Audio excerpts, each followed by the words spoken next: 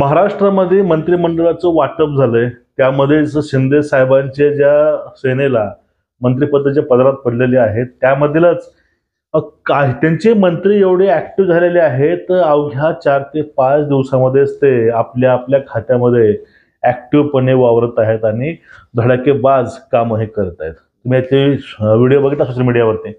मग आता आपल्याला मित्रांनो एका अशा विषयावरती आज बोलायचं आहे. आता मंत्रिमंडळ वाटप झालंय, पालकमंत्रीपद बाकी आहे, राज्यमंत्रीपद बाकी आहे आणि त्यामध्येच शिंदे साहेब गावी गेले होते दर्याला, परत ते दिल्लीला सुद्धा गेलेले आहेत.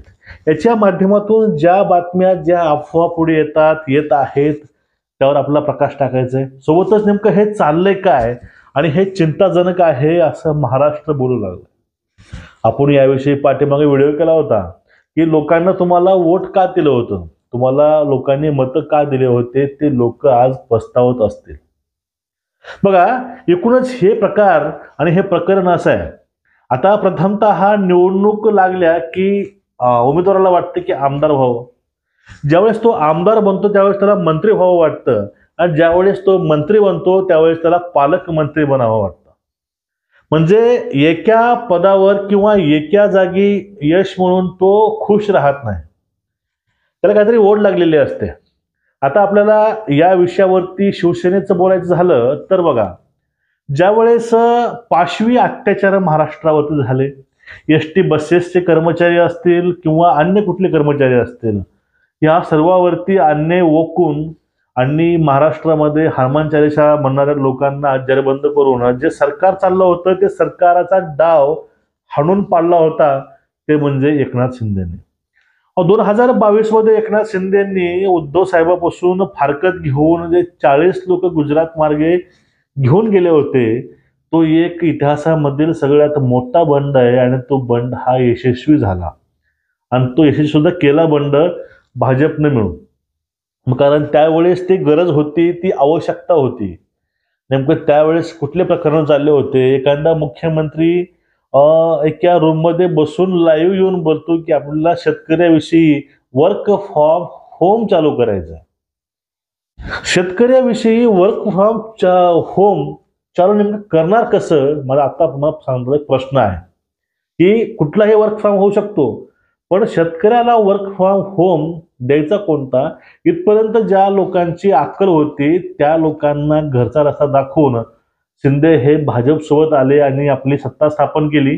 मग त्यावेळेस विषय होता धाडसाचा.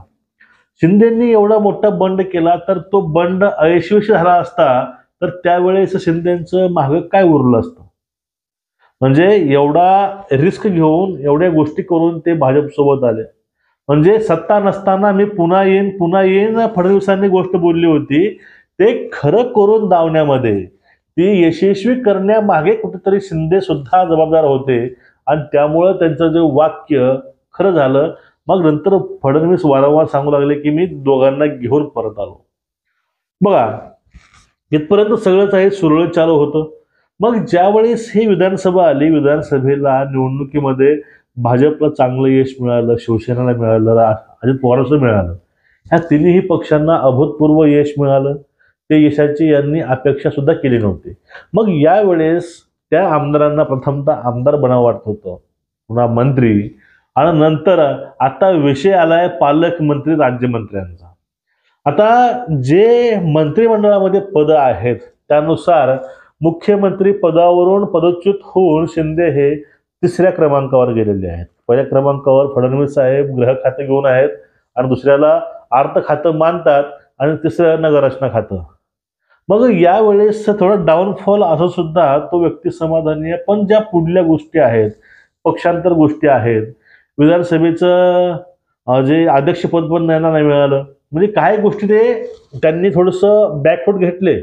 पण या ठिकाणी जो मुद्दा होता तो मुद्दा म्हणजे आता नेमकं असं घडलंय काय की त्यामुळं शिंदे हे परत गावी गेलेत, परत ते गावाकडून दिल्लीला मिटिंगला गेलेत. माझ्या मागे धरले काय नेमकं.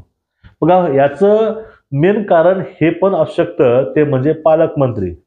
आता हे पालकमंत्री पद काय असतं, पालकमंत्री कसा असतो, पालकमंत्री कोण निवडायचा असतो. बघा, महाराष्ट्र राज्यामधील सर्व जिल्ह्याचे पालकमंत्री निवडीचे अधिकार हे कलेक्टरला नसतात.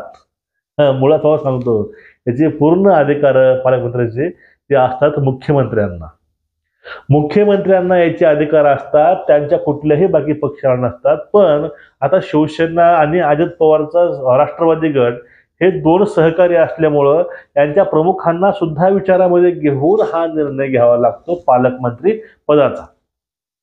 आता एखाद्या आमदाराला मंत्रिपद मिळाले पण तो आग्रही असतो पालकमंत्र्यासाठी. आता नेमकं काय हे पालकमंत्र्याच्या खाली नेमकं गड्डा कुठला असतो किंवा असं त्यामुळे असतं नेमकं काय की लोकांना पालकमंत्री पद हे नेहमी पाहिजे पाहिजे वाटतं किंवा हवं हवं वाटतं. बघा, पालकमंत्री त्या जिल्ह्याचा हा विकास कामाचा जो असतो त्याचा जो मेन पुरुष असतो. त्याला आपण म्हणतो नियोजन जे मंडळ असतं जिल्ह्याचं त्याला तो अध्यक्ष असतो. जिल्ह्याचं नियोजन हे कसं लावायचे, हे 5 वर्षामध्ये पंचवार्षिकमध्ये योजना कुठल्या राबवायच्या आहेत, निधी कसा पुरवायचा आहे, ह्या सर्व काही गोष्टी असतील किंवा एखादे प्रकल्प कुठले असतील मोठं त्यांना जागा मिळवून देणं, या सर्व गोष्टीचं काम हे पालकमंत्री पाहत असतो. आणि त्यामध्ये जो निधी येतो जिल्ह्याला केंद्राचा स्टेट लेवलचा, तो निधी कुठं खर्च करायचा, कसा वाटायचा, ह्याचं सर्व जबाबदारी ही तिथे कलेक्टर आणि पालकमंत्री यांच्यावरती असते. मग या ठिकाणी असं बोललं जातं की पालकमंत्र्याला 5% कमिशन असतं काहीतरी असं बोलतात. आता लहान लहान जिल्हे आहेत, या ठिकाणी 4,000-5,000 कोटी रुपये त्यांना येतात वर्षाला. आणि जे मोठे मोठे शहर आहेत मुंबई, ठाणे, नागपूर, संभाजीनगर, या ठिकाणी हा आकडा 8,000 10,000 कोटी सुद्धा असू शकतो. मग अशा वेळेस अशा ठिकाणी 5% कमिशन असेल, 10% कमिशन असेल, तर अशा वेळेस जो नफा पालकमंत्र्यांना मिळतो किंवा जे मलाई पालकमंत्र्यांना मिळते, यामुळं हे रस्सीखेच नेहमी पालकमंत्री पदावरून असते हे या ठिकाणी असं बोलतात. कारण काय, एका जिल्ह्याचा पालकमंत्री समजून घ्या, एक जिल्हा आहे त्या ठिकाणी 10 ते 8 तिथं आमदार आहेत. मग त्या आमदारांना सुद्धा निधी पुरवायचं काम तो पालकमंत्रीच करतो. म्हणजे एकूणच तो पालकमंत्री जिल्ह्याच्या नियोजन मंडळाचा अध्यक्ष आणि तो जिल्हा पूर्ण पाहतो. त्यामुळं त्या पदासाठी त्या खुर्चीकरता एवढी रस्सीखेच चालू असते. याच्याच माध्यमातून प्रथमतः मंत्रिमंडळामध्ये त्यांचं स्थान असेल किंवा जे मुख्यमंत्री पदाला ते अनुकूल होते पण त्यांना ते पद न मिळता त्यांना गृहमंत्रीही मिळालं नाही. मग अशा वेळेस एक मंत्रिपद पण कमी आणि त्यामध्ये पालकमंत्रीपद त्यांना जास्त मिळत नसावेत, यामुळं शिंदे साहेब हे दरेगावाला गेले असतील, ते असे काही लोक बोलतात. आणि काही ठिकाणी असंही बोलणं चालू आहे, ते म्हणजे काय की आता केंद्रामध्ये नितीश कुमार हे अनरिचेबल आहेत आणि कोणत्याही क्षणी मोदी साहेबांना टांगती तलवार येईल त्यांच्यावरती. त्यामुळं काय झालंय की मोदीवरती टांगती तलवार टाळायची असेल तर जे शरद पवार गटाचे खासदार आहेत ते सोबत ठेवावे लागतील. आणि त्यासाठी महाराष्ट्रामध्ये अजित पवारांची मनधरणी जी असते ते चालू आहे आणि त्यांना खुश ठेवायची कामं हे भाजप सरकार करतंय, असा पण नेहमी आरोप हे करतात लोक.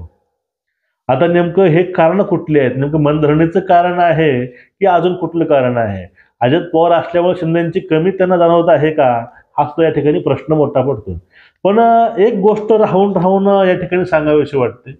ज्या वेळेस भाजपचं सरकार नव्हतं, महायुती नव्हती, त्यांना सत्तेमध्ये आणायचे कामं त्याचा वाटा हा शिंदेचा नक्कीच आहे, ह्या गोष्टी मान्य कराव्या लागतात. कारण त्यांच्या पाठीमागे सपोर्ट हा देवभाऊचा असेल, पण जे धाडस केलं होतं शिंदेंनी ते धाडस खूप महत्वाचं आहे या सर्व गोष्टी करता. आणि जो त्यांना चान्स मिळाला होता मुख्यमंत्री म्हणून, त्यात सुद्धा त्या व्यक्तीनं सोनं केलं आणि 18 तास लोकाला देऊन लोकांचा आवडता मुख्यमंत्री ही ख्याती फक्त 2.5 वर्षामध्ये त्या व्यक्तीनं हे केली होती. आणि महाराष्ट्रामध्ये लाडका मुख्यमंत्री म्हणून त्या व्यक्तींना लोक बोलतात किंवा ओळखतात महाराष्ट्रामध्ये.